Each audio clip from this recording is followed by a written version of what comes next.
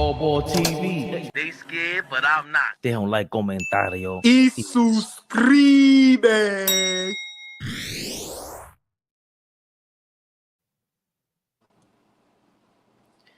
Yeah. You know who we be. We in the building. Ball suckers. Keep it. Let's get right to business, old boy. We ain't playing today.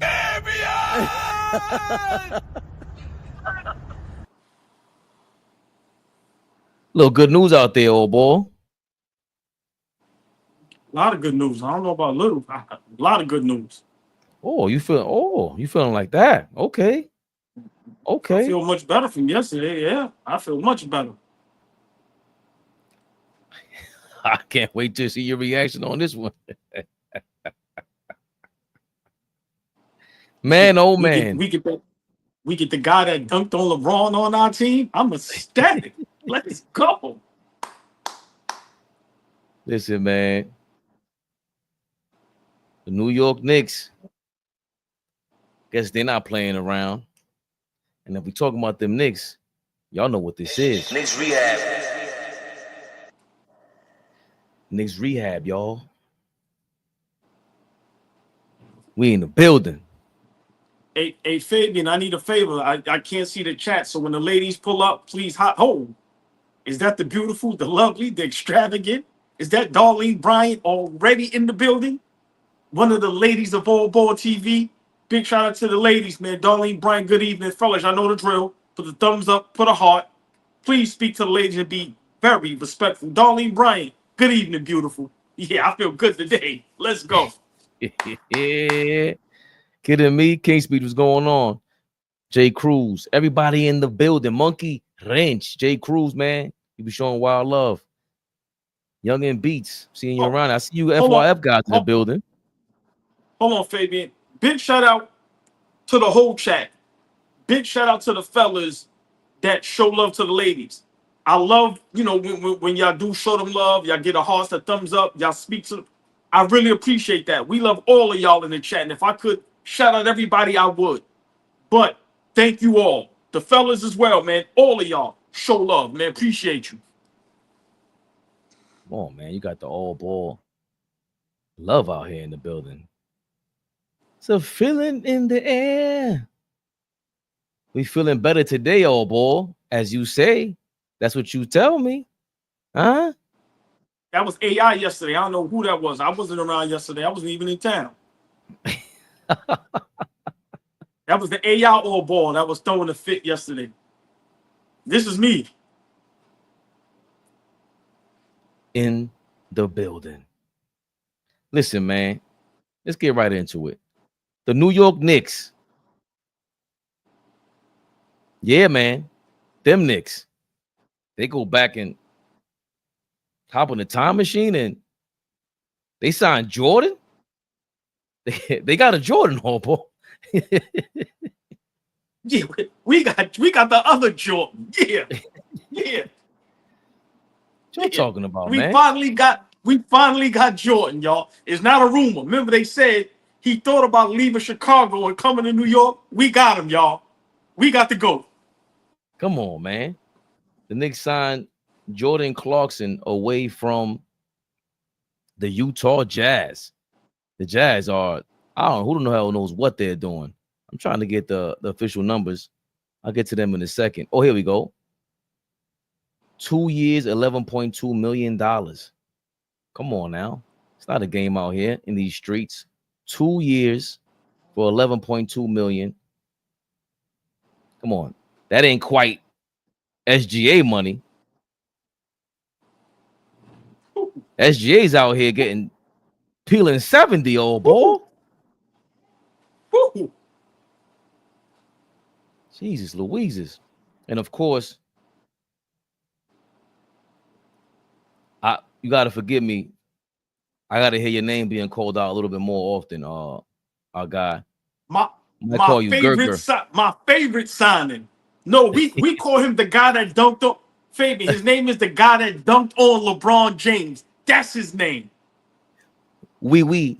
You know he did it for France. We. Oh man, speaking of LeBron, Jesus Christ. We got more LeBron news in a second. Y'all thought we were bugging. What they say, oh boy? Oh, y'all think you're in New York, you always gassed up, and now you know how they do. They be watching. You see y'all, Corey Lee in the building. Peace and salute. Queens is in the building. Queens get the money, Fabian and all ball. You already know. Corey Lee was trying to get at you yesterday, man. He's trying to calm you down, trying to get on your nerves all ball, but I couldn't. The super chats are weird now on StreamYard, man. Forgive me. So the way I gotta, click on them, it's a whole rigmarole. Corey Lee, appreciate all the love you always show, man. But the New York Knicks new signing, we got. You say he's a Frenchman. Guerschon. Guerschon is mad French. Guerschon dunked on your punk ass. Gave you the croissant, LeBron. What you gonna do? Oh, boy, how we feeling about this? Compared to our bench players from last year, you see the thumbnail, first class seats on the bench now, baby. I feel much better. This is what I'm talking about. We said it yesterday. There were moves that had to be made. There were a lot of players out there that we needed, and there were a lot of holes that had to be filled. Pause. And listen, Jordan Clarkson, that's legit coming off the bench. Firepower. Easy. You can put the ball in his hands. He can get you a bucket. He can shoot from three, get to the basket, hit free throws. He's been legit his whole career in that position. And then we get my guy, the Frenchman, the guy who dunked on LeBron. That's what I'm naming. Listen, if I'm him, I'm changing my name legally. Like how Ron Artest is not Meta World Peace, his name should be I dunked on LeBron James. That's what I'm calling. We have another guy to come off the bench. That's legit. Hopefully he lose a little weight, get in some shape. He's tough.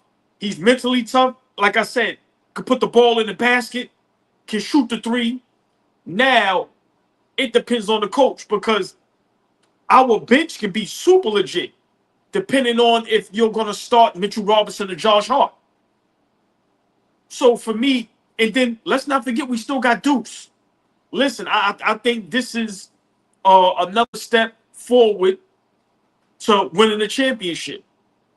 We had to make these moves. We complained all season, all year about the bench. No help on the bench. Well, we got a legit guy, Jordan Clarkson. We got another legit Frenchman that just boosted up our bench. And he gives us some size off the bench. Think about it. Deuce is what? Maybe 6'1"? Pressures in them don't get no burn. So for me, this is just a super upgrade for the bench that we desperately needed. I love the moves. It didn't cost us much. That's what I love. It didn't really cost us anything. We didn't have to give nobody away. We didn't have to give up we didn't. So for me, I love this move. I think I said it the other day. I panicked, but our Knicks didn't panic. They laid low in the cut, and we made two right moves so far. I think we still maybe got another one or two to make, but I'm ecstatic. I love these two moves. I love it. Well, it's definitely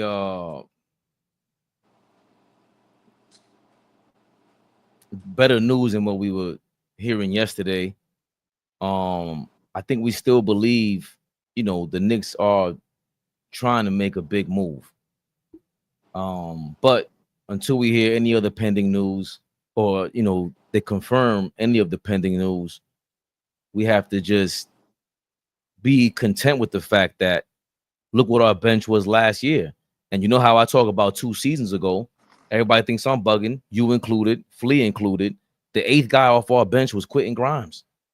So everybody that's so ecstatic, I have to join y'all because we're getting closer to that point where you got this guy, the Frenchman, Gerger, a.k.a. dunked on Braun on the back of his jersey.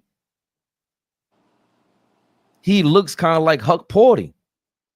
So maybe you give Huck Porty someone to look up to follow his style, Olympic guy, Not scared of the moment, obviously. These are the little things, intangibles that we see with guys that sometimes we overlook.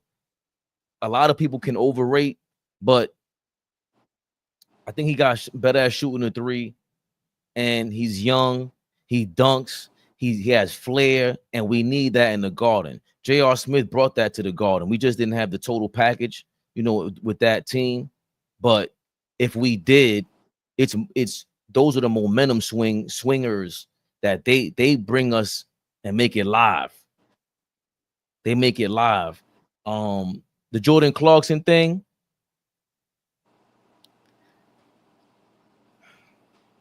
I don't know if I wanted him over Schroeder. Schroeder was balling with the Nets. Yeah, but just real quick, look how much Schroeder was going to cost. I didn't even see his contract. Did you see his contract? Yeah, I think it's 3 years, 40, almost 50 million or something like that. Oh, forget what I said. Remember, exactly. And remember, we still got room. We can still get a legit backup point guard. Like I say, you still got guys like Brogdon and certain other ballers out there. So as much as I would have loved Schroeder, I agree. It would have cost too much. Like I said, my thing is, I'm trying to get as much as possible for as little as possible. And even if we are loading up for the big dogs to make a big splash, it's not going to hurt as much. So I agree with you. I would have loved Schroeder, but I think these two moves was perfect because it still gives us room to still get to still make other moves and get other players. I think that's the perfect way to put it, because that's all we talk about is maximizing everything. We always refer to Kobe Bryant. I'm the one who always says, I don't know if Kobe's he's not in my GOAT class, but as far as someone that we should be emulating, I always mention him, Derrick Rose, Grant Hill, the guys that we overlook that are not going to be in it. Moses Malone, guys that are just overachievers to me, that they just put their head down and they played basketball. They played their game. Jordan Clarkson, he can be a knucklehead though too, like the way he chucks the ball. But if with a guy like Mike Brown, I think that's the one thing that he tries to really push with the kids, with the players on his teams. The one thing about Mike Brown that always stood out was that he was hard on his players. Remember him, and as much as these players want to come out and say, like De'Aaron Fox said, oh, no, it ain't nothing between me and Mike Brown. That was a lie. You know how they lie, all the players lie, the coaches lie, the numbers lie, everybody lies. But Mike Brown seems to be an honest person. He's been to a finals with the Cavaliers by a head coach, and he was on as an assistant coach. So much so, he did what we wanted Thibodeau to do. Why can't you be an assistant coach and learn and expand, evolve your offensive game strategy? Mike Brown did that. He was known as primarily a defensive dude. So for him to come out and help out a De'Aaron Fox, the herders of the world, hopefully we see that with Jordan Clarkson falling into place. Some people were talking about him being a two guard. I don't know what the hell they're talking about. Mikal Bridges is a starting two guard. Mikal Bridges being able to play alongside of Jordan Clarkson. Who else? We got OG, Jordan Clarkson. And also what I like about Jordan Clarkson, how tall is he? I would say probably maybe 6'2", 6'3". Really? Is he taller than that? I thought he was like 6'5". I hope so. Oh, he's 6'3". Damn, I thought he was like 6'5". Right. See, I mean, well, you gotta look at it like this. Jordan Clarkson is a guy that late in games, at the end of games, big moments. Remember, he's a guy that you gotta respect him. He can knock down big shots. He's been around for a while. He knows the game. He can hit down. He can knock down free throws. So to me, that's also something we was missing. You got to think about it. In clutch times, Brunson is really the only person that you're going to depend on. You're not really going to give Bridges or OG, and then, like I said, Cat can get the ball, but now we have another guy that you have to defend down the stretch. Fabian, think about it. Look at the two teams that was in the NBA Finals, OKC and Indiana. Look how deep those teams was. Those teams was 9-10 deep, legit. Everybody was getting minutes. So I think us adding these two players, that's why even though I would have loved Dennis Schroeder, we might have not have been able to do much after that. Like, now we can have legit 9-10 guys where, like you said, it was games with Indiana where Halliburton and them guys wasn't even playing 35 minutes. So as long as we get a coach that can get guys to believe in the bigger picture, don't worry about your stats, don't worry about your all NBAs, don't worry about none of that. Let's go win a championship.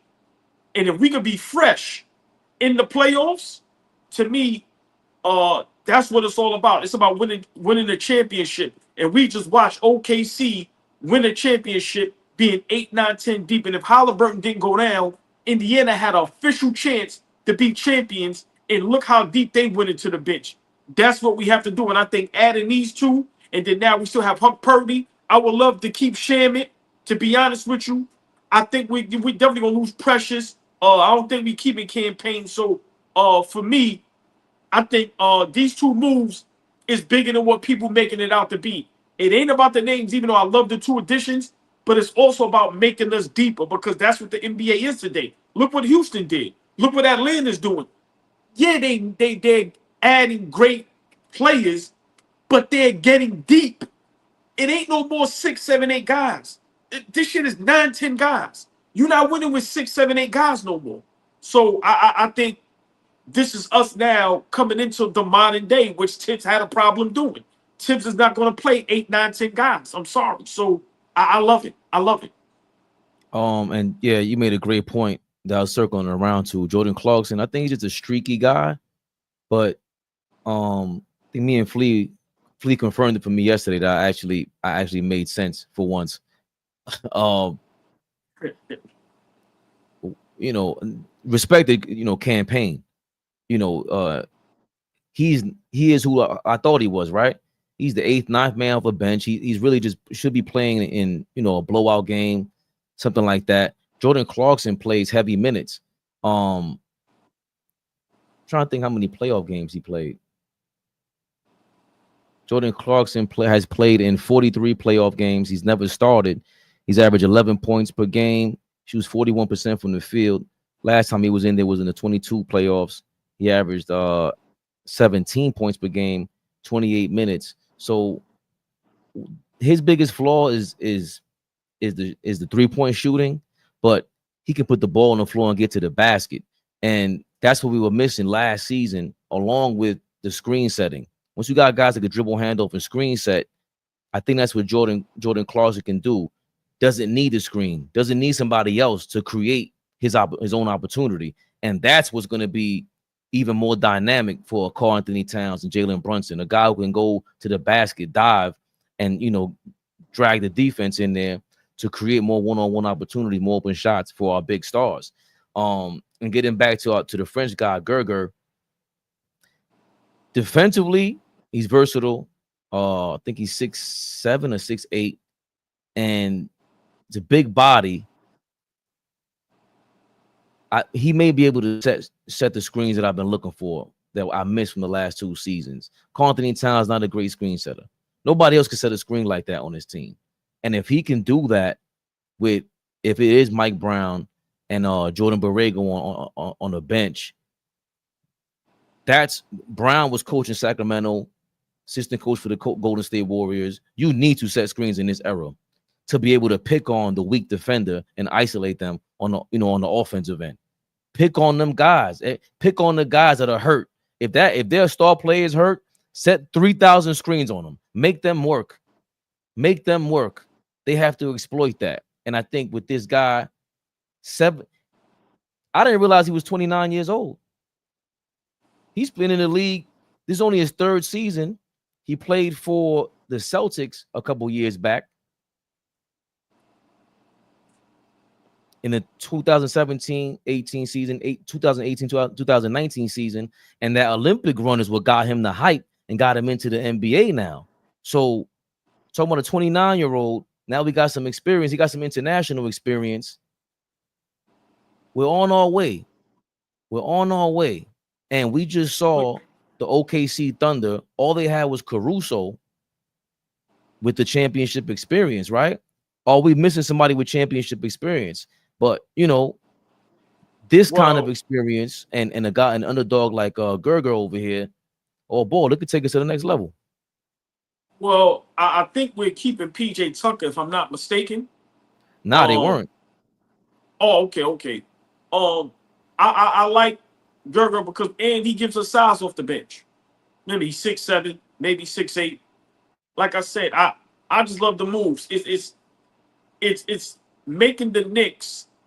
We're now catching up to what the game is today. Teams are deep, teams are versatile, and you have to have guys that can do it all. Gerger and Jordan Clarkson are two more ball handlers. Remember, that was our problem as well. We had one ball handler, that was Brunson. You can't give OG the ball and bring him. Like I said, Bridges brought it up here and there, but he seemed a little shy and timid to even want to do that. So now we also add two more things that we needed desperately, which is ball handlers. So for me, this is moving way into the right direction. And people don't understand this is why Tibbs was fired. Because these are things that he didn't even think about wanting to do. If it was up to Tibbs, he would go right back into the this season coming up with the same guys. And will literally play the same style of basketball. It will literally play the same way in which the way he coaches, the way he doesn't use the bench, the way he runs guys into the ground. So this is another reason why they had to let Tibbs go, because just imagine you have these additions and then you don't use them. So for me now, the coach is very important because there's no excuse. The pieces are there. The talent is there. Now, are we loading up to maybe go for the big splash? I don't know. But adding as much players as possible is great because even if we do go for the big splash, we still have guys locked in. So for me, I just think this is a win-win. I know a lot of people that are Knicks haters, are going to say this doesn't mean anything. But for me, this means a lot. And I love that, the front office didn't let us down. We said yesterday, a lot of players out there. And we actually got the players we needed, and we got them for the low, for the cheap. We can still make other moves. So for me, I'm ecstatic, man. I'm ecstatic, bro. I think we have every reason to be. Corey Lee, appreciate you again. This offseason, Leon and the crew are in the grocery store early. The front office is trying to get Kid away from Dallas. That's the major move, all ball. Facts. I don't know, but I think that ship is sailed. Well, we didn't hear anything about an extension yet.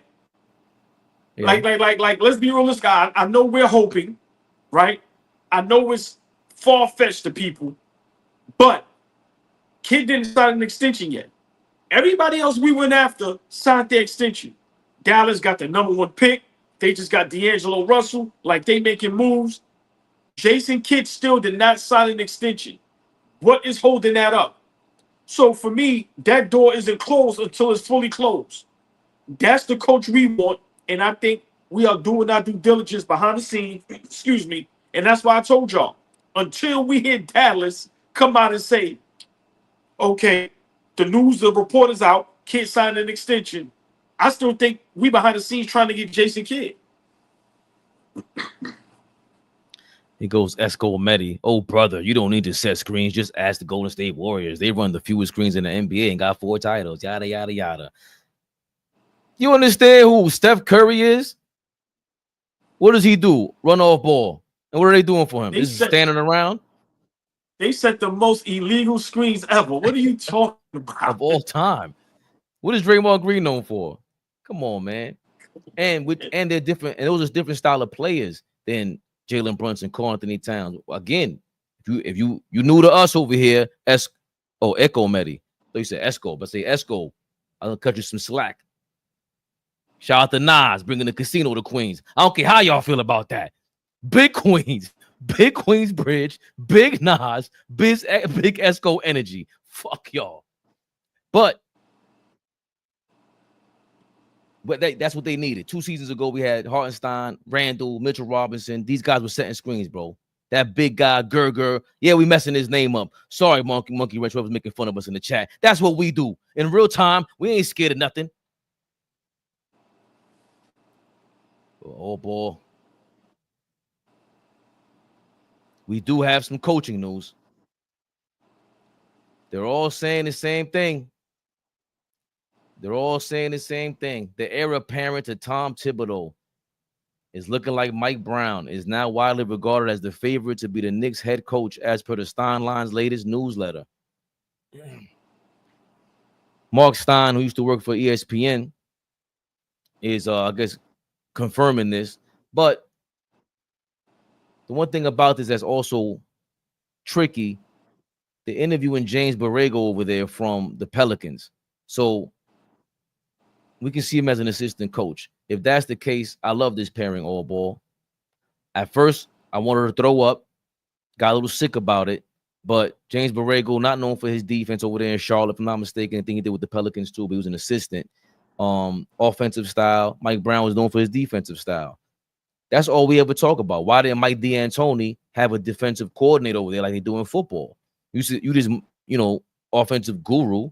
Bro, go get some help. We've seen Iman Shumpert and Baron Davis, T-Mac, and these guys who were on the bench the last season that we were trying to get LeBron. They were sitting there like, yo, we have a chance. T-Mac sat there and told, what was it, Baron Davis, somebody, yo, we got a chance to win. Oh, no, what's my guy? Al Harrington. T-Mac told Al Harrington, yo, I think we got a chance over here. Harrington was like, nah, bro. This shit is trash over here. Don't get your hopes up. So that's because of Mike D'Antoni. The things that stand out with him, he gets along with the kids, all ball. Both of these guys are known to nurture the youngins. They nurture the young pups. We ain't got no youngins, man. So stop saying that, man. Ain't no kids over here. Nah. Well, see, now that's the other thing I wanted to talk about that nobody's really talking about. How much are the Knicks believing in the kids?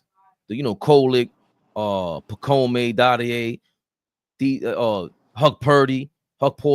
How much are we believing in them that we're not making these major moves? I understand that we're saying that we're going to put them on reserve to trade for Giannis and whoever else, but is it possible that we keep one or two of them and we got two guys in James Borrego, Mike Brown, who's cool with them, who can speak to these young guys in the modern day era, as you talk about? Just real quick, the beautiful, the lovely, the extravagant. I seen her name highlighted. Tori B is officially in the building. Fellas, thumbs up, put the hearts. Please speak to the beautiful ladies. Tori B, what's good? Well, I mean, Huck Purdy was getting in the game and he was doing his thing. So, he was getting the love. He was getting playing time. As much as we like Kolick, listen, until he's able to defend just a little bit, it's going to be tough to put him on the floor, especially if it's going to be close games and games that matter. Like, we have to start being honest. We ain't trying to win a championship. So, you really don't have time to bring the kids along. Not calling them kids, but I'm just saying, listen, I like Mike Brown. I don't love Mike Brown, right? Right. Only way I would like Mike Brown to be our coach is if he has immaculate staff. I do not want Mike Brown to be just solely that guy. No, seriously. If he could have a legit coaching staff, then I would love Mike Brown over him. But if he doesn't have a great coaching staff, a la what Tom Thibodeau had, I'm being honest, I think it's going to be a disaster. I think Mike Brown needs help coaching, especially now being in New York City. That's just my opinion. He's a nice guy. Seems like he could get ran over at times. Sometimes you could be too nice. So for me, I'm not in love with it. I respect it. But like I said, I want to see what's his coaching staff going to be like. I would love a vet over there with him. I would love maybe a young guy to mix it up with some of the guys to be relatable. But I want to see who his coaching staff is going to be if he's going to be the head coach, because I'm not in love with Mike Brown. I'm sorry. He's cool. But like I said, if he got a nice coaching staff, then I go along with it. Oh boy. Here's some news that hit the wire.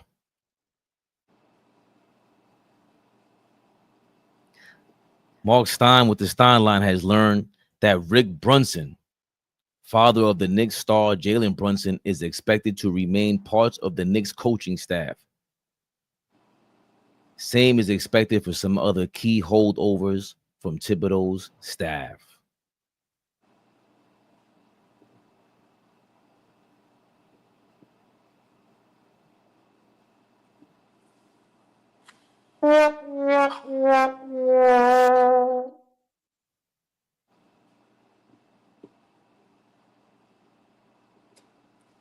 Let me say this.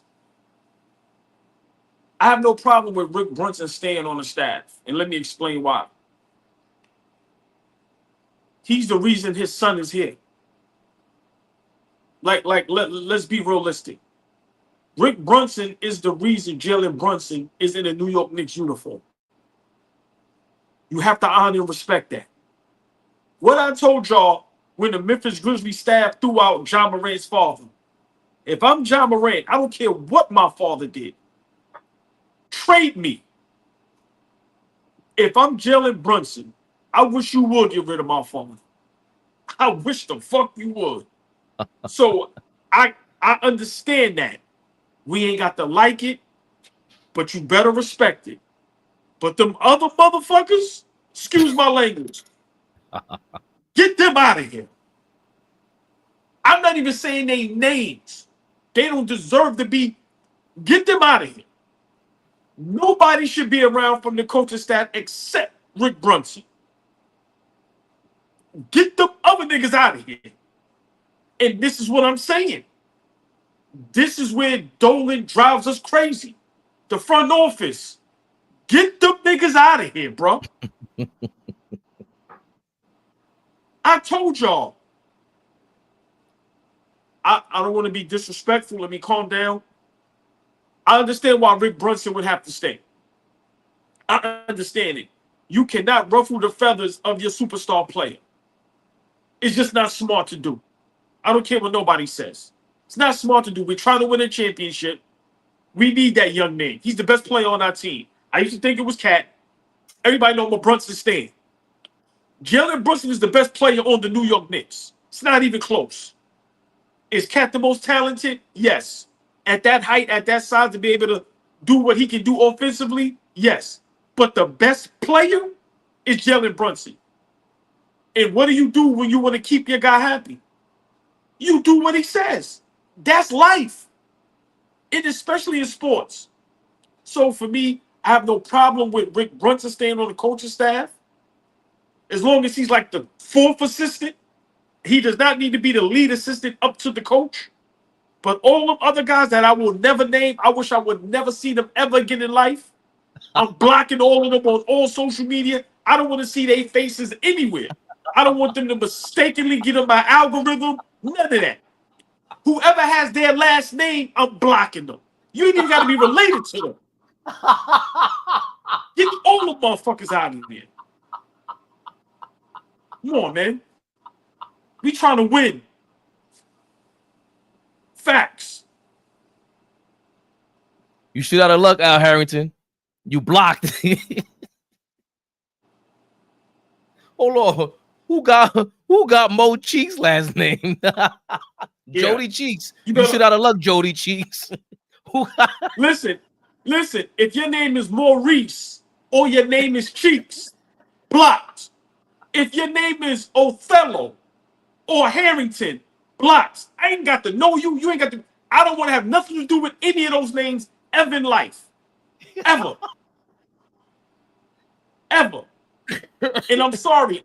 And I'm sorry, people in the chat. If you have a family member that's that name, block their ass. We blocking everything that got anything to do with them names. Come on, man. Our prosperity is at the helm. Othello Harrington, you will feel the shade. Mo Cheeks. Matt Barnes is still cursing out Mo Cheeks 30 years later. I don't know what you did to that man, but he still got beef with you. He said he spoke to him the wrong way when they had practice.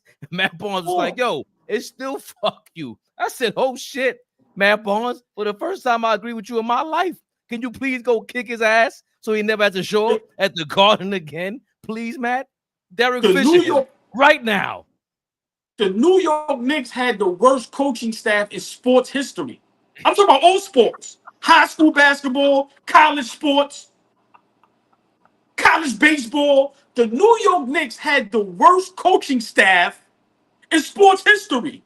Cricket. My coaching staff in high school basketball was better than that coaching staff. Are you kidding me? WNBA coaching staffs were better than the Knicks coaching staff. Come on, man. Come on.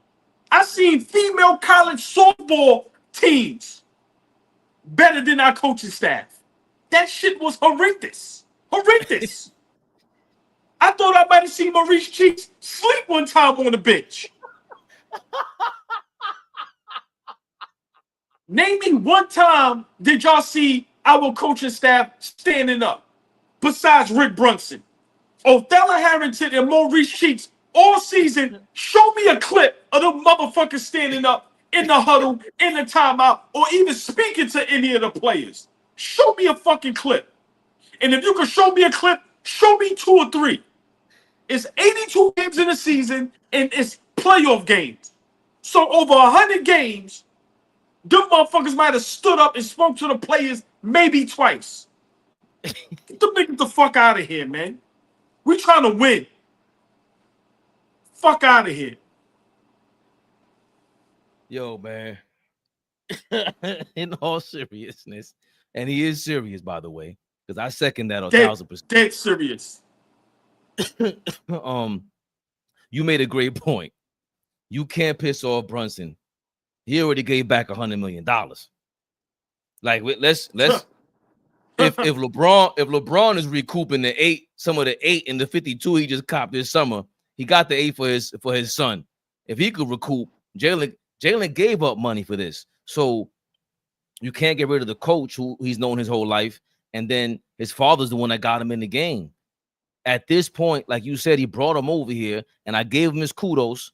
I'm always going to give him his kudos, but that's why the James Borrega deal is a big deal, because that guy, it seems to me, he knows he's had coaching experience. And again, these are guys that they want to be a coach. If it's different when that's what I was saying about Brunson being on the court.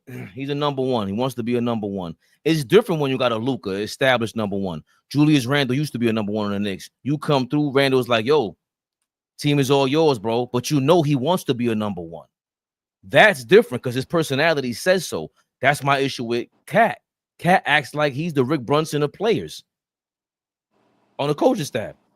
When you have a coach that is now a Julius Randle type personality, Luka type personality, along with being productive and being consistent and having some sort of knowledge and can contribute from the sideline, it puts pressure on the coach. Like, yo, hold on, this guy might want my job. It keeps them on their P's and Q's. You know, Bill Belichick was, you hate Bill Belichick. He had 1,000 assistants get a job. They were all bums. What the hell did you do to your phone, old boy? Oh, I don't know what happened. You might have to go in and come back out. You over here doing somersaults on the screen. In the meantime, Best Buy, appreciate the $19.99. Please keep this in mind. Analysts are reporting Mike Brown would be the next Joe Torre to the Knicks. Is that better? Way better. Even more clear now. It's crazy. Please keep this in mind. Analysts are reporting Mike Brown would be the next Joe Torre to the Knicks. I think there is a power move. There are some similarities, but these men are we really need to get this coaching correct. I absolutely agree with that because we have to get it correct. The earlier part of your statement, I'm not sure of, because Joe Torre replaced, what's his name? Schultz, right? Forgot his name. Bobby Buck Showalter, who was supposed to be hard nosed. Then they replaced Joe Torre with Joe Girardi. So in baseball, that's well known that when you have a tough nosed manager and you firing him or letting him go, you replace him with a laid back manager. And in basketball, it could be the same thing.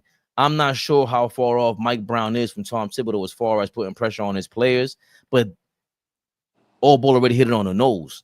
That's been my issue with Mike Brown. For some reason, he seems too nice to me. As tough nose as much he might speak up, I don't know how tough you are in the foxhole, late game situations. I don't know how great you are adjusting in real time under real pressure all ball.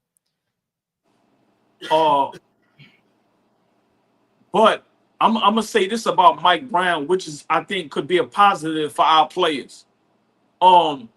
He brings that experience from watching a well-oiled machine in Golden State.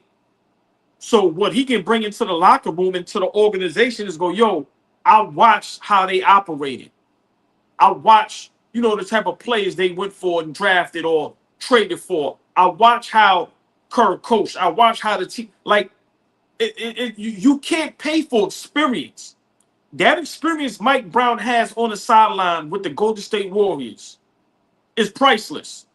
So if he can bring that to us and help Brunson and Cat understand, like, hey, if you guys play like this and do this and act like this or whatever it may be, we will win a championship because I have the experience. I watched it. I was firsthand there. Like I said, that's why I told you my dream coach was Steve Kerr. What the Golden State Warriors have done, coming from nothing, trash, to being not only one of the greatest organizations, but multiple championships and now one of the richest franchises in sports. Bruh, he experienced that. So I think that's a positive that I think Mike Brown can have on the players to say, hey, I was around Curry and them guys. Listen, this is what they did. The preparation, the practices, whatever it is. Like I said, but also him with a strong coaching staff, I think that's what would make Mike Brown a great head coach for the New York Knicks. Because once again, this is New York City. And as much as I didn't like Tibbs, he knew how to deal with it and handle it. Mike Brown, I never met him, don't know him, don't have no insiders that do know him. But just from the outside looking in, he's a nice guy. There's nothing wrong with being a nice guy.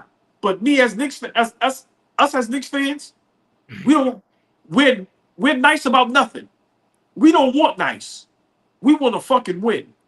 Right? So that's why I say with him, it depends on the coaching staff. I will love a Rondo on the coaching staff. I will love young guy Van Gundy on the coaching staff, even the guy that you just said. So I just think the coaching staff, right? If we could build an all-star coaching staff along with Mike Brown, and like I said, his experience with what he went through with Golden State, him also coaching LeBron James in Cleveland, like all that experience you can't pay for. If he could bring that on to the Knicks and help us win a championship, I'm all for it. But I don't want nobody coming over here being cool, trying to be fun, trying to be nice. No. Let's hold people accountable and let's go win this goddamn championship. That was my thing with Tibbs. Like, he always did impress me just by speaking. Like, the fact that he knew he was hated and he still took the podium. He just didn't seem like he knew he was hated. Like, he was okay with it. And it's hard being a superstar. It's hard with all eyes on you. That's why I try to keep myself private as much as possible. This thing is even kind of like out of the realm for me to be on, broadcasting us. And I know you feel the same way about yourself. But Tibbs was comfortable with that in New York City. And the Knicks might be telling other coaches, like, Rick Brunson's going to be on that bench. That might, who knows? That might have deterred someone like a Steve Kerr from even calling him. He might have got that. He might have sent them Knicks a message early on, like, yo, not happening. I don't want, you can't control who's on my bench. I'm Steve Kerr. I got 4 rings. You're not telling me who could be on my damn coaching staff, all ball. I mean, I hear you, but I think that's a bit far-fetched if, a coach is turning down a great opportunity and a great job because, the team is going, hey, our best player father should remain on the coaching staff. I don't think that's a problem. I don't think that should be a problem. So for me, that's the same thing as Steve Kerr coming somewhere and bringing his son with him and going, hey, my son is on the coaching staff. What experience does he have? Who he coached? So for me, these are things that as adults and as professionals shouldn't even be discussed. I think certain things is just a given. Certain things you ain't gonna be able to get around. Like I said, Brunson is our best player. Why would we want to do anything to upset him? So for me, I just think I've been saying it. This job is sexy, and everybody laughed at me. And it's so sexy that when we went after coaches, what did the teams do? Oh, give him an extension because they will leave. Yeah, you think Udoka won't come coach the Knicks? Yeah, you think the other coaches won't coach the Knicks? They're lit. Like, cut the jokes. They were so frightened that they gave them guys extensions immediately. Oh no, shut that down. So for me, great point. We're taking our time, and I've been saying this for the last couple shows. The coach we didn't have to get right away. We have to take our time because we have to get it so correct. And like I told y'all, if this was the third week in August, then I would be panicking. But we're in July 1st. So I think right now, I told y'all, all of other interviews, all that shit was game. We ain't interviewing all them people. We are behind the scenes. I think still trying to get J Kidd. And if that doesn't fall through, this is why Mike Brown is in the forefront. I think that's the backup plan. But I think still we are trying to pull J Kidd from Dallas. Dallas is in a tough spot. Like I said, they didn't give him an extension yet.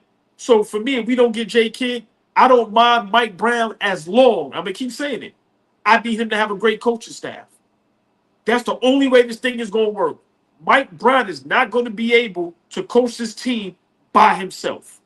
Not the New York Knicks. Y'all see what goes on after them games. So for me, I just like that we're taking our time with the coaching thing. We ain't just jumping out the window. And like I told y'all, it has to be a certain person to coach us. Can't be anybody, bro. It just can't be. Absolutely. Corey Lee, appreciate you again. Rick Brunson is front office. Is the front office inside man. 1,000,000%. He's also, our star players. Father. As a father. You made a great point, old boy, about that, by the way. Just, it is what it is. We live in a different world now. We live in a different world. LeBron's playing with his son out here on the court, bro. So come on, bro. Danny Ainge went and got his son from the Celtics to go work with him with the Jazz. Come on. Everything's happening on the low. The Detroit Pistons had a crazy. So they talk about what's that called when you hire nepotism.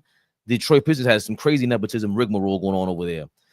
Donald Cannon, appreciate you, my brother, with your $4.99. He said, ball, block everyone, even if you were born in a city. Block. Y'all appreciate y'all tuning in, man. All the comments. We know some of y'all won't get us, and we don't care. If you can't laugh while watching basketball and talking about basketball, you ain't even got to walk out the door. Just click off the video. We don't care. We don't care about none of y'all. Straight up. Wait a minute. Hold up. You can't just drop in the building. You think I don't see you? You think I don't hear? What's that? We live. Big Flea. The fucking biggest. The biggest. He's in the building. You've been letting this curly haired nigga play around for the last 48 minutes. Hold on, let me get my ass in the house. Nigga, hey, hold on, nigga. You lucky your name ain't one of the names on the coaching staff, nigga. You'd have been blocked on this shit. You lucky your name is Flea Harrington. Flea Harrington. Hold on. Flea Cheeks. Hey, Flea. Colin is real close to Cheeks. You lucky, motherfucker. Yeah. What's good, my brother? No, Colin Cheeks is crazy. Colin Cheeks is good. Wait a minute. It starts with a C. They both start with C. Colin Cheeks is crazy. Nah. We gotta never say that again. That was crazy. He put your government out there, man. He did. It's all right. I'm so sorry. My government. Come on now. My government name is Tucson. Come on now. No, it's too late. We didn't call you Tucson Cheeks. What's wrong with you? They both start. They both start with C. Yo, Flea, you ready? We're gonna make a little what do you call that, transition? You're gonna hate this one. The biggest is here, There you y'all. go. The There you biggest go. is fucking here, y'all. Oh, Let's go. oh, what a perfect landing spot. Let's go. Yo, boy, you know Flea be trying to get on our nerves every episode. He's been laughing at us about the Tom Thibodeau. What's the plan? What's the plan? What's the plan? Cause he's been right for 2 weeks. 2 weeks. And you know, 2 weeks out of 2.5, 3 years with y'all, I'll take it. 2 weeks of being right, I'll take it. Y'all you came in. what up, No, you come in way too confident, like way too. But now, remember, he laughed at us. Y'all always exaggerating, making stuff up. But now we got media members that roll with the Knicks every single day. They get checks from the Knicks. Yeah, that's why they can't speak too greasy about them. I know. I'm aware. Hahn, I love Frank you, Monica. Isola, all them niggas running around on the payroll. Nah, Frank Isola works for the Nets. He's a chump. Oh, he worked for the Nets. You're right. Nothing wrong with that, by the way. Hold on a second. Let me take some words back. Hold on a second. Let me put my business tie on. Hopefully, Nets. Great job of being trash. 536 people in the building. We appreciate everybody that is in the building tonight. I know I'm late, but I'm here. I see 606, but who's counting? But who the hell is counting? Back to business. Oh boy, y'all. Miss my brother. Flea. We've been talking about it. We've been saying it for years. I've been locked in. What's the time? How long is homie gonna stay over there in LA? He ain't looking over here on this side of the waters. Yeah, all right. Alan Hahn. Yeah. Little slick back hair, got your suit on every day. Now he put the polo shirt on. He wants to enter the dark waters. It's off season, so they want to get into the bochinche, Flea. I got a text this morning from a friend of mine in the league. Okay. And he's like, I got something to talk about. When can you talk? And I was like, call me now. And he calls me and he's like, what makes you think that this is only a leverage play? And I said, because he's done this before. He's used the Knicks before. This has happened before. He goes, right. And in those other situations, were the Knicks ready to win with him? I said, no. He's like, are they ready to win now? I said, yeah. He goes, and you've seen the East, right? You see what's happening in the East, right? Yeah. If LeBron went to the Knicks, would they be title contenders? I said, they already are. Right. Because would they be even closer? I said, of course. So he's like, and what does LeBron love more than anything? I was like, well, he loves attention. Right. He's like, but he also loves to control the narrative. Mm-hmm. His favorite thing is his narrative. If this is his farewell tour coming up, what better place to do it than the Mecca? What better place to do it than on a team that hasn't won in a half century in an East that is basically everyone's laying out. Listen, the Pacers just lost Myles Turner, and they let him go, which means clearly they are not trying to win next year without Tyrese Halliburton. You have the Bucks who did what they did. Now Giannis is not happy. He could be leaving. Boston's making it clear they're letting everybody go. There's no real contenders right now in the coming year in the East other than the New York Knicks. So if there's ever a time for LeBron to have the narrative of, I'm going out with a chip and I'm doing it in the place that no one can win one, that it has been impossible to do, that's the story that he leaves with. And it's like, oh, my God. Yeah. That's actually a real thing. Alan Hahn. You listen. Is that Don Juan LaGreca? Was that Don LaGreca? Don't interrupt me, please. Is that Alan Don Juan? Nah.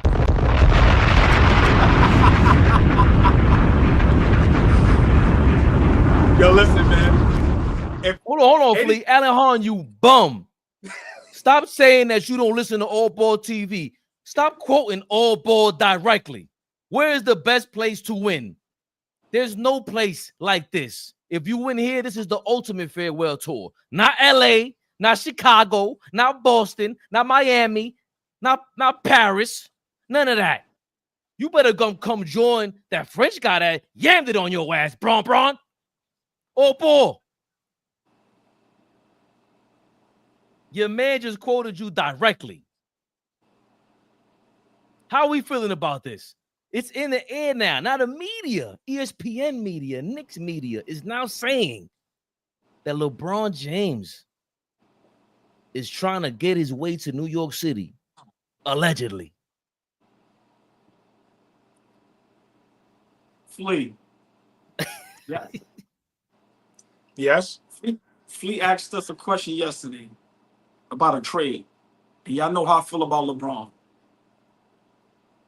If LeBron James, and I've been saying this, for a while, right? And my brothers can attest to this. I said, whoever comes and wins the championship for the New York Knicks will be regarded. It'll be insane. If LeBron James wins his 5th championship with the New York Knicks, can't believe I'm about to say this. He will be the greatest of all time. Oh, shit.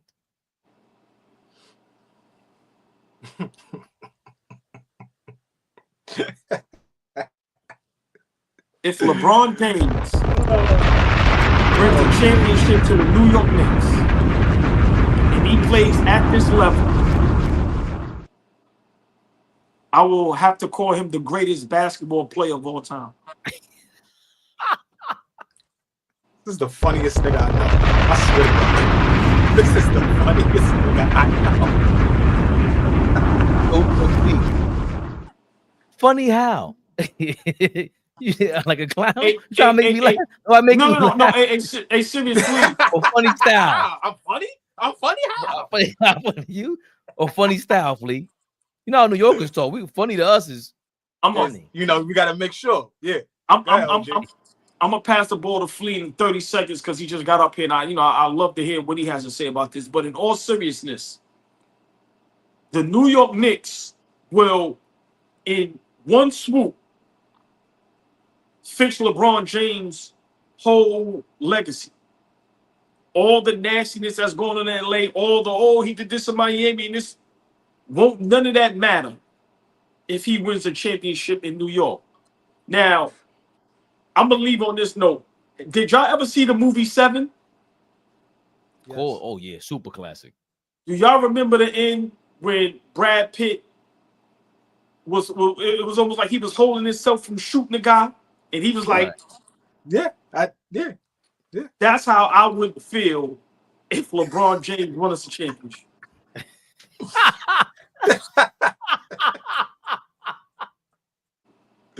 Restraining himself from executing, son.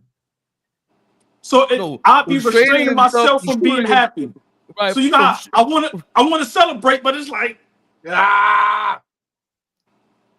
Flea, the floor is yours. But just real quick, I totally agree. No matter how I feel about LeBron, he's a great player. He's a very smart guy, and there's no way in the world him and his team is not thinking about this. We are ready, and I really think they are sitting there trying to figure out how can we pull this off. But remember, Flea, if it happens, you have to win. See, that's the part. This ain't 6, 7, 8 years ago where you have 2, 3, 4 years to get it done. No. You have to win that same season you get here. To me, that's the part him and his team is trying to figure out. Like, yo, if we go there and don't win, the blowback pulls from that, bruh. So for me, it's got to be careful. But I think, my opinion, I always said this: whatever superstar wants to come here and win a championship, that'd be the smartest move for their career, all time. Flea, my brother in Christ. How do you feel about? Keep playing with the babes, man. I'm sorry. Hold on. He's a believer. I am. Hey, hold on, Fabian. This man, the last 3-4 days, this man has been diabolical, bro. It's 3 or 4 days. Hold on. First of all, the last 964 days he's been diabolical. Where have you been at, Opal? Are we having a bad effect on our brother? Like I don't want to be blamed for that. No. No. Look, see, look. Now I'm doing shit like You ain't never catch me on the camera like that, right? Oh shit. Flea, I'm never taking credit for your diabolicalness. How do you feel about All Ball being LeBron's brother? His Bron's keeper. Yo, let me tell you something. I had to get used to who my OG is. I had to get used to how he behaves, his mannerisms, how he flows on the day-to-day, right? I had to get used to this shit. Because let me tell you something. When I first met this brother, I would get off the phone and I'd be losing my mind. Because I'm like, he was over there. Now he's over here. Now he's back here. What is wrong with this nigga? Can I deal with this nigga? And over the years, I've realized this nigga's a genius. He's a genius. He's a smart individual. He knows what he's doing. 48 hours ago. that wasn't This me. nigga, That was AI.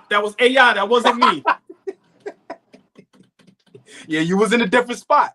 Backgrounds was different. Wi-Fi was different. Need to go back there. Matter of fact. But anyway, like I said, 48 hours ago, it was, I don't want to have nothing to do with him. Get him out of here. Ladies and gentlemen, if y'all were here the other day, I said Mitchell Robinson. Who else did I say? Mitchell Robinson, Josh Hart, and Mikal Bridges. Oh. No, Mikal Bridges. I said those three guys. Would you trade them for LeBron James? I got a real slow response from the brother in the middle of the screen. A slow response. It was no response first. Go back to no response. Now this brother is talking about. Please, let me cut you off. Now that we picked up Jordan Clarkson, and I told you I named him the guy that dumped on LeBron. Pack them three niggas up. You was talking niggas up. You see this nigga? Do y'all see this nigga? That is my man. Hey, Fabian, pack them niggas up.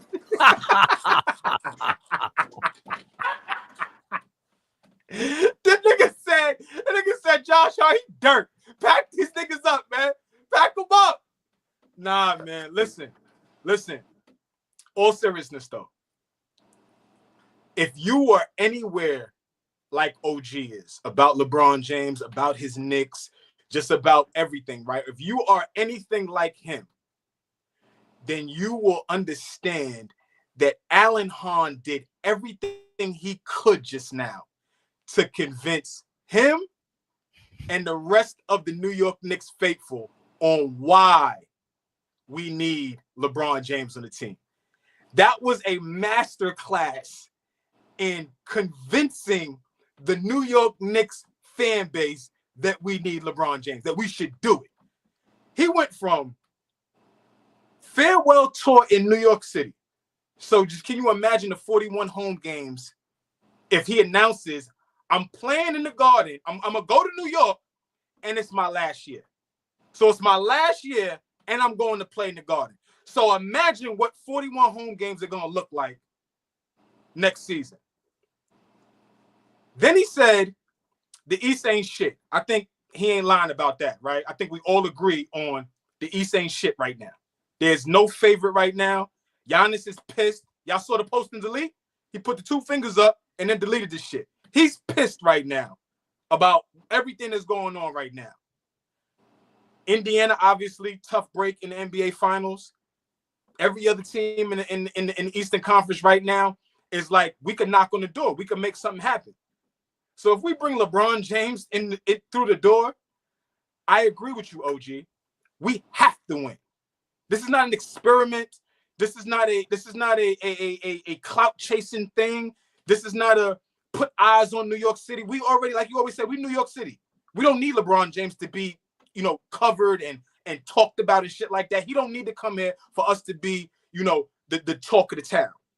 But if that does happen, right, we become the top of every sports talk show in America.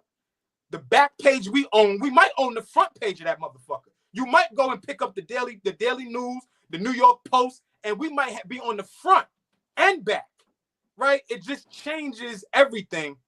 But winning is everything with that. It ain't like a couple years ago when he's going to LA and he got an opportunity to take some time to win. It ain't like going to Miami and you don't have no rings and you like, D-Wade, how do we figure out this thing? How do we win? Right? You coming through the door with the 4 championships. You coming through the door 10 straight times to the NBA Finals. You coming through the door as some people's GOAT. You coming through the door as a guy that's played 23 years in the league. You coming through the door as the genius, the highest IQ in the NBA. You coming through the door as that guy. With all that coming through the door, we got to win. We got to flat out win. Ain't no like, yo, the Knicks are great to watch. We won 60 games. Kiss my ass. I don't give a fuck about no regular season. We got to win. So, Alan Hahn, yeah, you pumped me up. You have no idea how hard it was for me to be quiet in that moment. You had me pumped. But he come over here, y'all. He got to win. He got to win. Flat out. But I don't even know. I don't even know if him and whatever we got to give up, I don't even know if that creates a winning culture. But the ball of the day asked you specifically. So if you don't know, do you make the move? I mean, if LeBron James comes knocking on your door and he's still playing at a high level, how do you close the door on him? If you're any of the 29 other NBA teams, how do you do that? If he's limping around, if he's showing, signs of wearing down, he can't muster it up, and he can't, right? We see that when it gets towards the end of the season, when it's late in the season, right? We see that. So it's no lie that's happening. But at the same time, you go back and he's still an All-NBA third-team member, right? He's already still a top 15 guy in the league. He still could get you 25, 8 and 8 in his sleep, right? You put that on our team. I don't know what that looks like, but I tell you this, and I don't give a fuck what nobody in the comments say, nobody on this screen. LeBron James comes knocking on your door. You can't close the door on him. You can't do that. You gotta open the door and have a conversation. After the conversation, okay, then we can say, oh, this is not the best marriage. We can't rock with this. Then you close the door. But if I look through the peek hole and Savannah is standing there next to it, open that fucking door. Open that door and talk to that brother. Like, are you kidding me? So, I don't know. Yo, boy, Flea's been on his Mark Jackson shit. My brother in Christ, Savannah. I'll knock that out the park.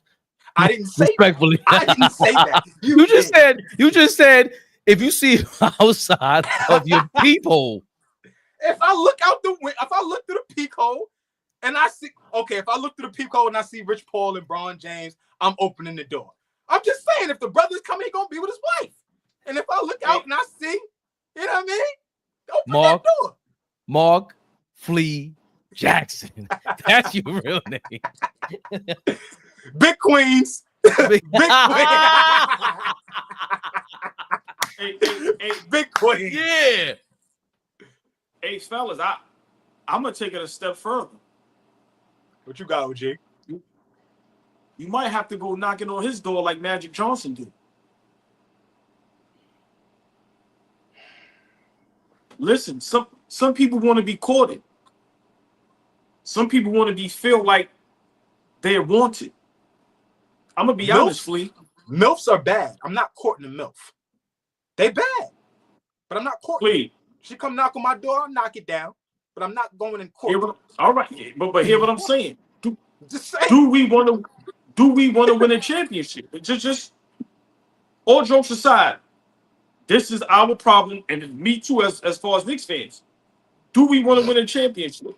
If we can get LeBron James and still have Cat, Brunson, OG, Jordan Clarkson, and then we can get some other guys, I'm gonna be honest, fellas. We're winning a championship.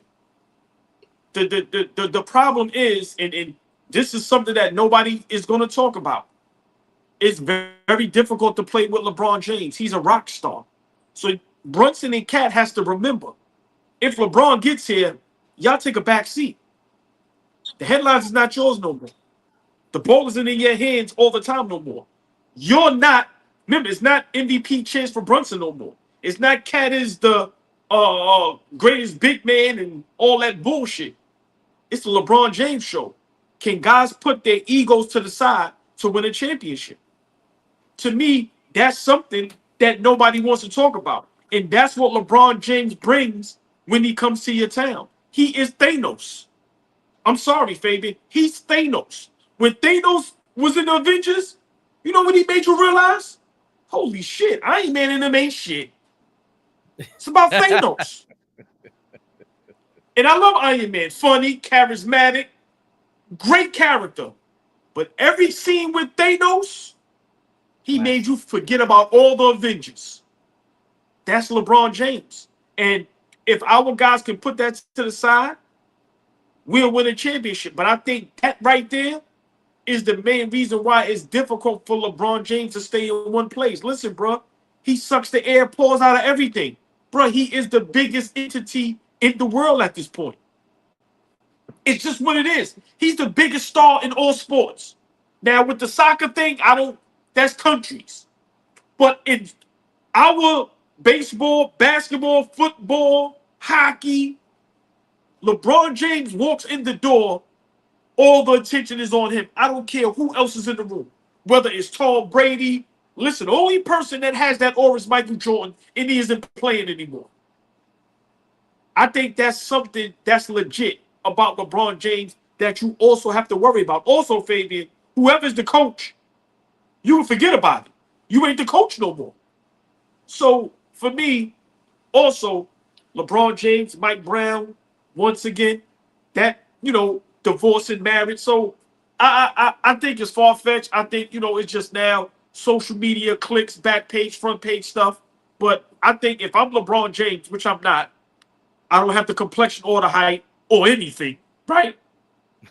But if I'm LeBron James, I am thinking about it because I think this will cement his legacy to the point where, I'm going to be honest, it's him and Jordan, and there's nobody else to talk about ever. It will be him and Jordan for the next 50 years if LeBron James wins a title in New York City. And I think he knows that. But, Flea, great point. You have to win. And that right there is what a whole is all back. Because I don't think he knows for a fact. Like I said, 6, 7, 8, 9 years ago, LeBron James comes, Fabian automatically win. You can book it. You can stamp it. But now, going on 41, 23 years, what? Is it worth taking a shot at it? Fuck yeah. Fuck yeah.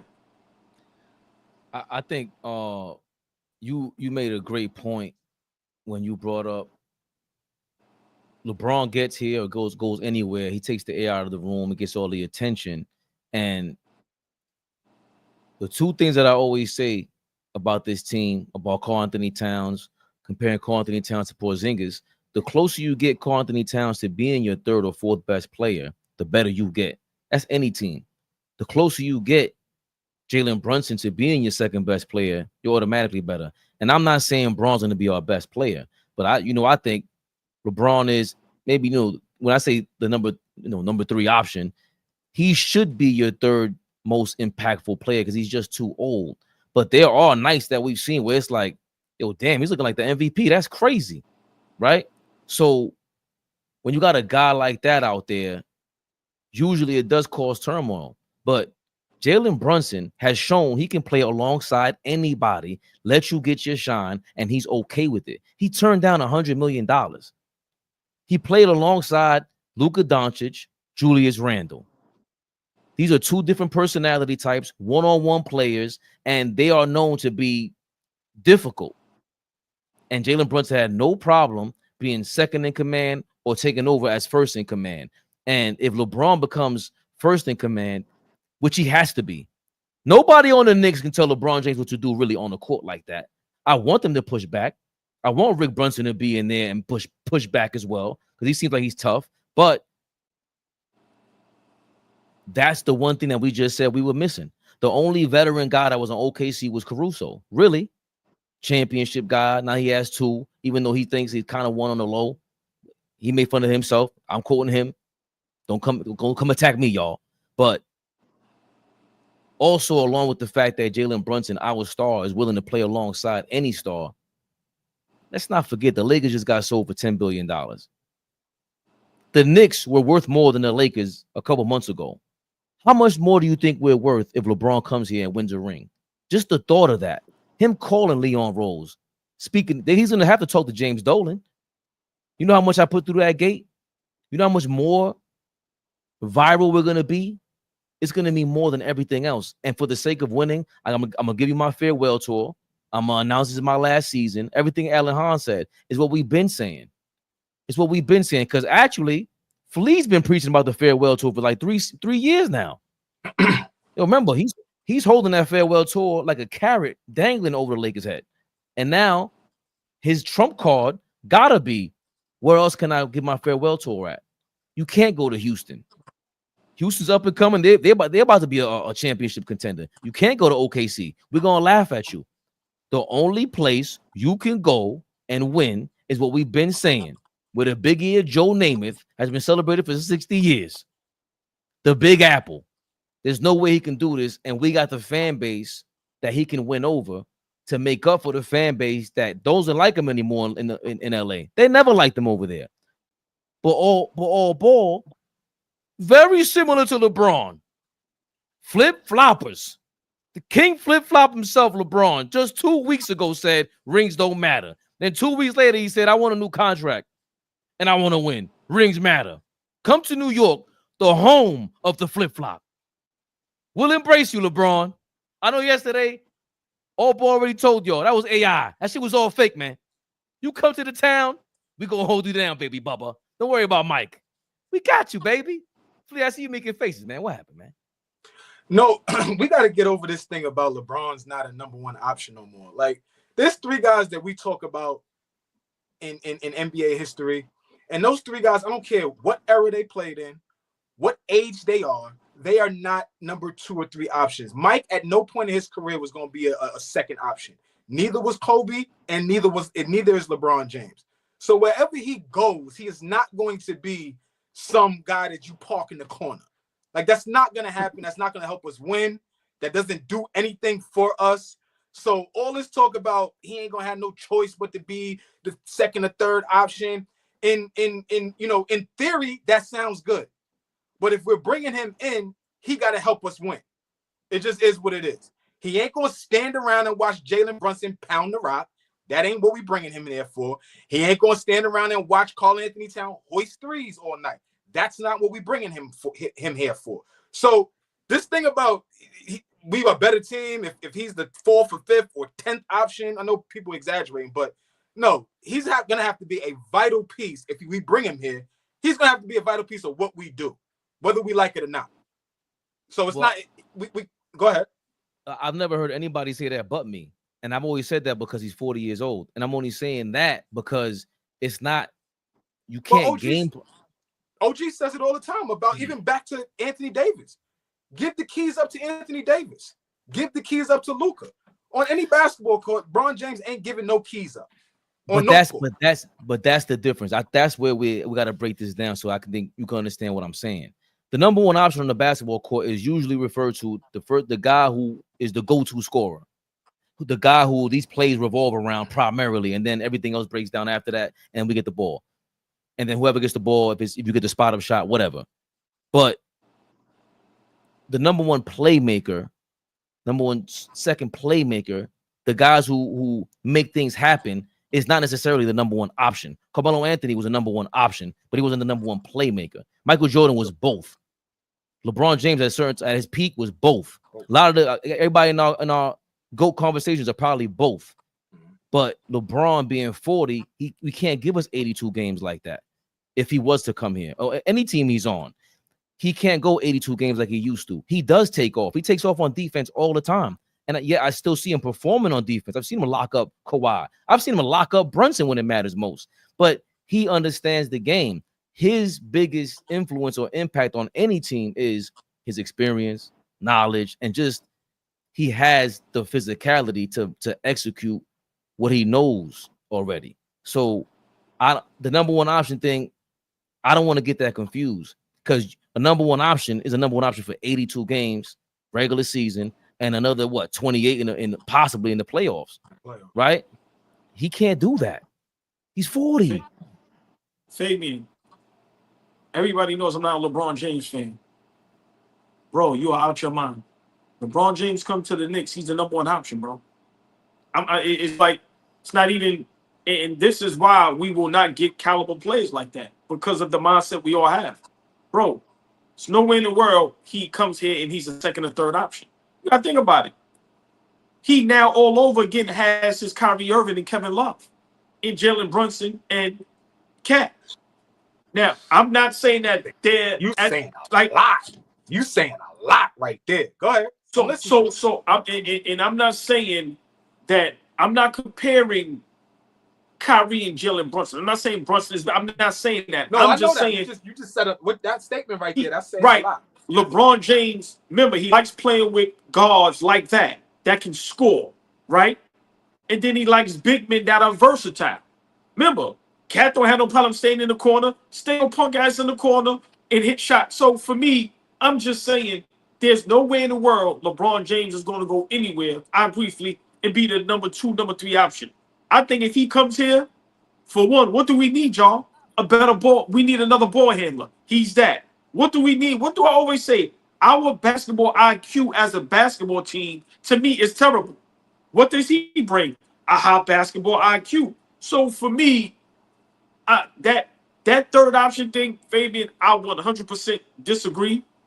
I don't think he comes here and not be the number one option. That's not going to happen.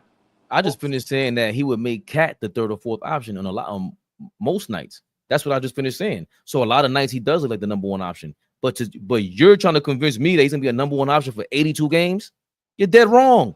That's not what he does. He's not the number one scoring option every night. He'll be too tired. He knows exactly how to drag that body around for 80 games. He rests for 2 weeks at a time. How many vacations he takes every season? In his prime, he took vacations. So imagine that 40. Again, I think we're saying similar things, but if he's going to be the vocal leader, the face of the franchise, he wants that. Brunson will let him have that. But it pushes Brunson to the side a little bit, relieves him of ball handling and all that. But I don't know if he's necessarily the crunch time guy. The Kyrie, Kevin Love comparison was perfect because that's exactly how you want it. Because regardless of how you feel about whether Brunson is better than Kyrie, we know Cat's better than Kevin Love. And especially the way he can open up the floor for LeBron James at this time. The greatest big man shooter of all time. So I think we're getting the number one option thing confused. I've never heard of a number one option playing halfway for 82 game season. I don't see that. Before you cook, I'm just 10 seconds. I don't know if Cat is better now. Kevin Love, of course, Cleveland, his whole role changed. But Kevin Love, Minnesota, I don't know if Cat is better than that. I'm just being honest with you. We got that discussion another day. But when guys play with LeBron, their whole role changed. Just like Chris Bosh, we seen what he was going to ascend to in Toronto, but of course he went to Miami. His whole game changed, but he won championships. But I don't know if Kevin Love is not better than Cat. Okay, so that's fine, even if you don't think so. But Cat can spot up shoot way better than Kevin Love. He can do what he needs to stretch for to do. You disagree with that? Did Kevin Love win a 3-point contest? Well, so did Cat. All right, no. I forgot about that. No, what I'm saying is we can't just flat out say Kevin Love can knock that thing down now. I'm just saying. And I'm saying Cat does it better. And I'm saying that Kevin Love's a great player. He was a great player. But they're similar in Minnesota where neither one made the playoffs and shit like that. Cat is a bona fide scorer as well. I think he has, I'll say, more intricate ways to score. Kevin Love's a better post-up player. He had more moves in the post. But even then, Cat is, I don't even know how that's really a conversation. What's a conversation? If Kevin Love is as good as Cat is what we asking right now? He's saying Kevin Love is better. I wouldn't even argue that. I wouldn't use the word better, but it's easy to have the recency bias now and look at what Kevin Love is right now. But if you watch Kevin Love at his peak of who Kevin Love was at his peak, I watched him give Amari Stoudemire, us, 30 and 30. I was watching 30 that night. 30 and 30. I was watching. That's regular. That wasn't just an anomaly. That was regular. So, like, I mean, I know he's not in his prime anymore. Like, so we just comparing just for the conversation, but I don't know about just flat out better. Like, I don't know about all of that. All right, like, so we could deliberate some other time. That could be another conversation for another day. But the dynamic is right. It's an older version of LeBron with this newfound version of the Kyrie and Kevin Love. It is very similar. It is, but I just think LeBron is at a different space in his career. The load that Kyrie Irving had to carry in that 2016 finals, people, y'all forget, like it wasn't like a light load, right? We talking about game 6, they had 40 balls apiece, right? Was that game 6 or game 5? Whatever that was, they had 40 balls apiece, and that's it. Like, you know, obviously he hit that shot in game 7, but he was phenomenal that entire series. I mean, that entire playoffs. So we would have to have Brunson be on that level. Is Brunson capable of being on that level? For sure. But that's a great point. The level that Kyrie plays with, not who Kyrie is, but on that level for sure. But scoring wise, that's why I think Brunson can do that. I think he can do that. But can LeBron do what he did? But LeBron was destroying. He led the whole series in every single stat. Right. So when we talk about LeBron being a number one option, that's not number one option to me. It's going to be very hard for him to go in a 7-game series after an 82-game regular season to be anywhere near that. That's when I say not number one option. This nigga's asking for a month off before the but just real quick. Also, what LeBron does, I don't want to forget. That's why I want to say this. But also, remember, LeBron is now opening the floor. Now Brunson can go 1-on-1. He can't get double teamed. Remember, OG Bridges, you can guard them guys straight up. With LeBron on the floor with you, listen, you can't leave him out. So now Brunson gets to operate like how Kyrie operated, 1-on-1. And you know what happens when he got you 1-on-1? That's damn near a bucket every time. So I just think LeBron here is just so many things that is a positive. And I think it's little negative. Like I said, I don't care if a motherfucker take off for money at this point. If we win a championship, that's all it's about. It, Flea, you said it 100% correct. Have to win. None of that shit matters if you win. But if you take off, if you bullshit around, if you this, if you that, and you don't win, you talk about legacies taking a hit. Flea, is it worth the cost? I mean, at this point, he a nigga that's running around here, and I agree with him the other day. I think it was yesterday or 2 days ago. But me and you were going back and forth about, you know, what does it mean when your legacy takes a hit, or what does a bad legacy? And I didn't understand, right? And I still, to a certain degree, don't really agree with, once the legacy is cemented, it can't be touched, right? In terms of sports, right? But if this dude comes here and he loses, that's rough. That's rough. Now, don't get me wrong. It ain't like he would be doing something out of the ordinary, because we've been losing. So it ain't like he would just be a part of the losing lineage of the New York Knicks. But that's why it elevates it so much if he does win. We're talking about a championship in New York City that LeBron James has something to do with. What I like saying that, it ups it, man. What movie or show this is from, where he said, is the juice worth the squeeze? It's the old saying. Right. With LeBron James, is the juice worth the squeeze? Hear me out. Imagine LeBron James comes here and loses in the second round of the conference finals or the first round. Bro, that's something you have to think about. Stuff that he did in LA. So I understand what you're saying. That's the type of shit that's been happening in LA for the last few years. So, and as a number one option, right? Ball suckers. Oh man, what? Big Flea, the fucking biggest, y'all. The biggest.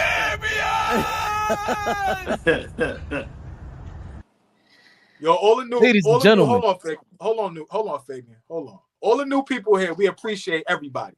We appreciate everybody's tapped in. Looks like we got over 600 people in the building. We're streaming on a bunch of different channels, man. This shit is super dope.